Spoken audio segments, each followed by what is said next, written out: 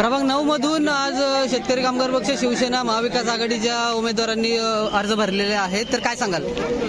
प्रभाग 9 हा कायमच महाविकास आघाडीचा बालेकिल्ला राहिलेला आहे आणि शेतकरी कामगार पक्षाच्या वतीने आज प्रभाग 9 मध्ये साठी आमच्या मालतीताई पिंगळा यांनी फॉर्म भरलेला आहे। जागेसाठी भारती विश्वास पेटकर यांनी फॉर्म भरलेला आहे आणि जागेसाठी करुणा नरेंद्र नाईक यांनी फॉर्म भरले आहे। त्याचबरोबर जागेसाठी आज प्रज्योती प्रकाश म्हात्रे यांनीही म्हणजे चारही महिलांनी आज अर्ज दाखल केलेले आहेत आणि हा प्रभाग हा सातत्याने शेतकरी कामगार पक्ष आणि महाविकास आघाडीच्या बरोबर राहिलेला आहे आणि या प्रभागामध्ये आमची विजय हे निश्चित या निमित्तानं आम्हाला वाटतं। कोणत्या विकासाच्या मुद्द्यावर ही निवडणूक लढवत आहात?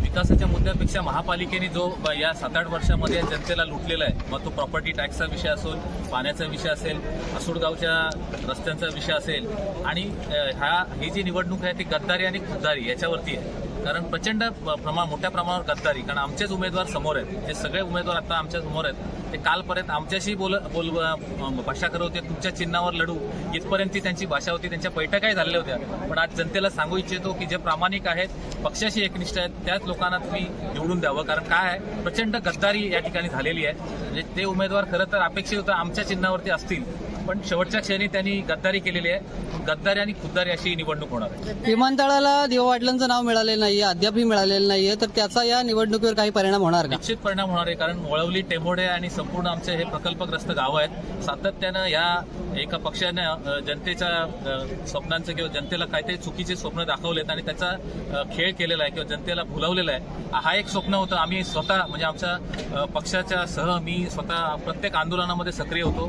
स्वर्गीय लोकनेते दिवा पाटील साहेब यांचा अतिशय सक्रिय कार्यकर्ता म्हणून माझा या विभागामध्ये नावलौकिक आहे आणि जेव्हा विमानतळाचं टेक ऑफ झालं तेव्हा मला अपेक्षा होती की कदाचित यावेळी तरी घोषणा होईल, परंतु ती घोषणा फोल ठरलेली आहे। अशा प्रकारच्या अनेक घोषणा, मग प्रॉपर्टी टॅक्सची असेल, पाण्याच्या संदर्भातली असेल, अशा अनेक घोषणा यांनी दिलेल्या आहेत आणि त्या घोषणा एकही घोषणेची पूर्तता न झाल्यामुळं आमचा विजय या जनतेच्या मार्फत शिक्कामोर्तब होण्यास मदत होईल।